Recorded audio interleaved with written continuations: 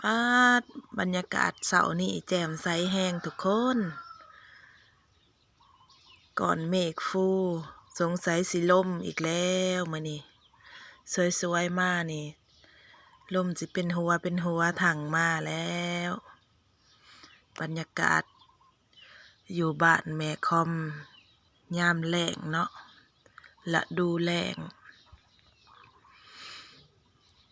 เป็นเช้าที่สดใสบรรยากาศแจ่มใสขนาดเลยนั่งง่อยปลายซานคือเก่า